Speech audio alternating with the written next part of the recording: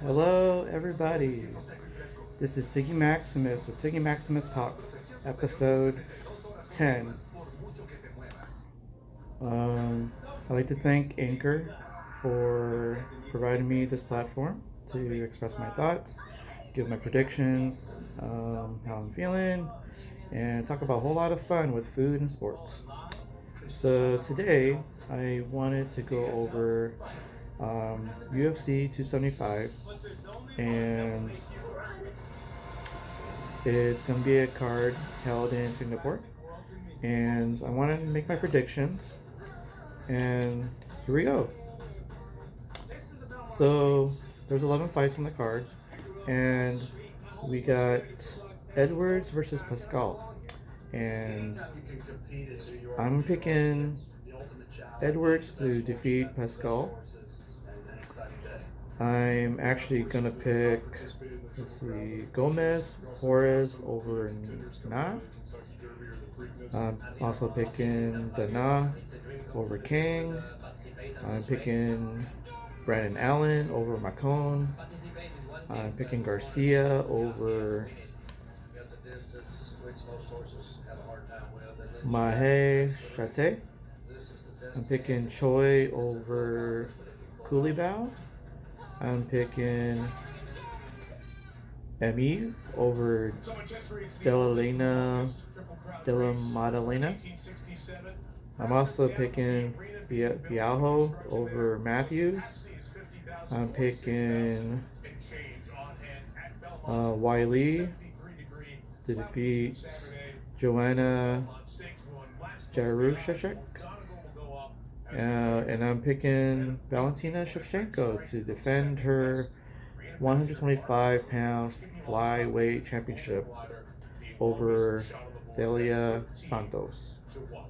In the main event, I am picking Jiri Prochazka to defeat and dethrone the reigning light heavyweight champion Glover Teixeira. Those are my picks for UFC 275 tonight. I also want to go over the NBA Finals. It was a fun game 4, I have to admit. After watching game 3, I actually thought that Warriors had a chance to win game 3, but Steph Curry ended up getting hurt, and Boston Celtics took game 3. They won, I believe, 116 to 100, take a 2-1 series lead. Well, here's the thing though. So, with the thought that Curry was hurt and he's going to say that he's going to play game 4, and, well, game 4 was one of those epic games. You actually had the Boston Celtics battling back and forth with the Warriors, and then the Warriors ended up in a hole early on, and all of a sudden, Warriors willed their way to come back, and Steph Curry just went off the hook, shooting threes, making miraculous 3-point shots, and all of a sudden, Warriors had the upper hand, and it ended up beating the Boston Celtics in Game 4 in Boston, 107-97, and now the series is tied 2-2. I can't believe it, but I really can't wait to see Game 5 on Monday at 6 o'clock in San Francisco. So it should be one of those epic matches. Now,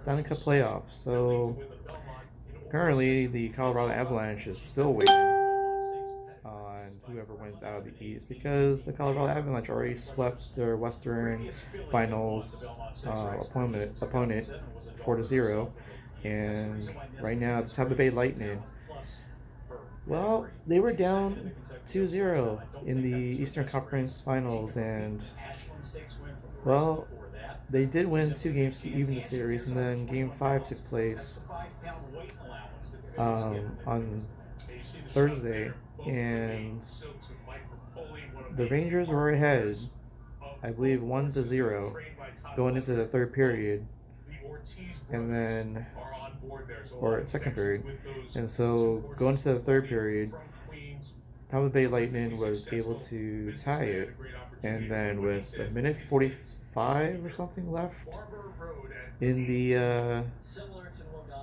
game five, what do you know? The Tampa Bay Lightning, the two-time defending Stanley Cup champions, got the go-ahead goal with a minute 45 or so left in the game. And what do you know? They added an empty netter 11 seconds later to go ahead 3-1 and clinch and win Game 5 to go up 3-2 against the New York Rangers. And tonight at 5 o'clock, the Tampa Bay Lightning is going to be hosting Game 6, and they have a shot to close out the series, win the Eastern Conference Championship, and meet head on with the Colorado Avalanche. So it should be an epic game tonight. And oh, right now is the Belmont, the third leg of the Triple Crown. Unfortunately, Rich Strike, who won the Kentucky Derby, didn't actually compete in the Preakness. So there's only 8 horses, but Rich Strike is racing in the Belmont.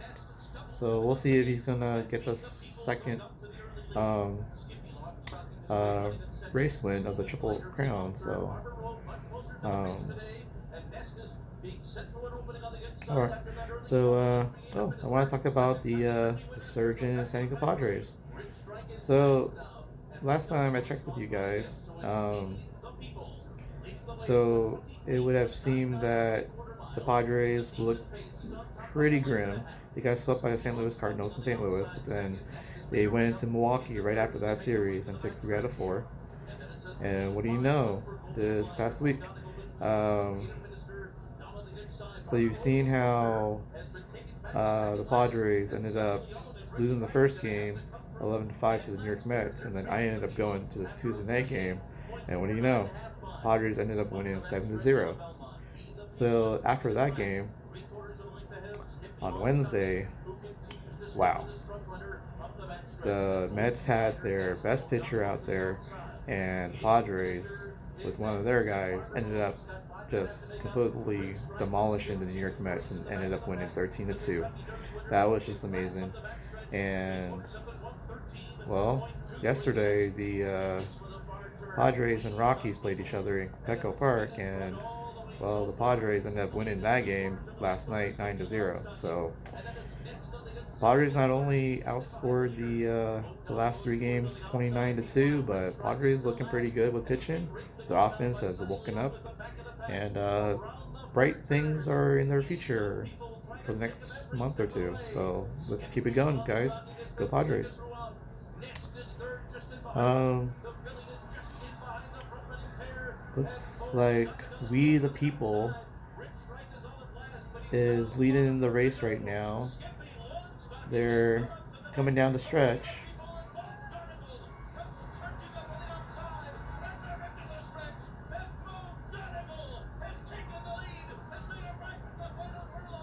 Okay.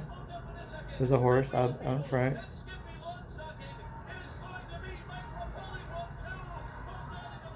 The number 6 horse.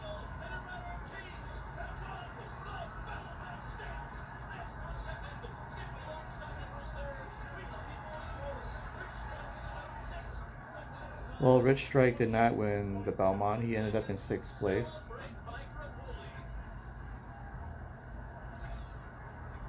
Celebrate Mike Rapoli, celebrate Ortiz brothers, celebrate Todd Pletcher.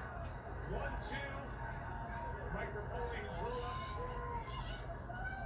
Going to the race. Looks like Mo Donegal, that's how it's pronounced, is the winner of the Belmont, the 2022 Belmont. So kudos. So yeah, tonight I'm actually heading over to Pictures. Should be a good card. 11 fights in Singapore, UFC 275, 2 championship fights. I'm actually hoping Glover can make this competitive. He probably will. The old man still got it, right? He did win the championship at 44 years old. But you have this new up-and-comer in Jiri Prochazka. Last fight, he earned a title shot by doing a spinning elbow knockout of Dominic Reyes, and that got him this title shot. So I think Jury has the skill set. He got the power, and he should be able to outclass Glover Teixeira tonight and win that 205-pound light heavyweight championship tonight, and we can usher in a new era in the light heavyweight division after Glover Teixeira and Bones Jones. So I also think that um, Valentina Shevchenko should defeat Santos, even though Dalia Santos is 19-1. But I don't think that she can do enough to defeat Valentina. I think this fight actually might go 5 rounds. Actually, um, it could just end up just being I don't know. I would say 4-1 Valentina will take it and keep her championship at 125. And then the third great fight is um, we have a rematch from 2020. You have Zhang Weili, who had a split decision victory over Joanna Jędrzejczyk. I already butchered that. Okay, I'm sorry, Joanna. Yeah, Zhang and Joanna had one of the best fights in women's MMA history. It was back and forth. I remember there was a um, big, big bump on her head from all the punches that she took from Zhang. But it was really a good back and forth battle. It could have gone either way. But I am kind of glad that Zhang was able to pull it out. But I think Zhang will probably take the rematch. So I don't think Joanna's gonna take this one. She won't pay her back. So Zhang can move on, and hopefully she can challenge again for the 115 strawweight championship again down the road. But if not, there's always going up to 125 and trying to challenge Valentina. So yeah, should be a lot of good fights tonight. Good time. Um, Padres, Stanley Cup playoffs, UFC 275. So good food. So should be a good night. All right, guys. Oh, you know what? One more mention. Tonight is game 2 of the National Lacrosse League Championship between the Buffalo Bandits and the Colorado Mammoth. Game 2 is in Colorado tonight, and Buffalo won the first game. I believe it was 15-14, which was a goal scored, I think, with, I want to say, 45 seconds left in the game, more or less. So yeah, it could have been 2 minutes or something, but I remember it was 14-14, and there was a goal to make it 15-14. That was the final score, and I think I want to say it was either 45 seconds left or a minute 45 left. So that was fun, and I'm pretty sure in Colorado tonight it's gonna be fun too. So, all right, this is Tiggy Maximus. Have a fun night, everybody. Be safe, and I'll talk to you guys again. Bye, guys.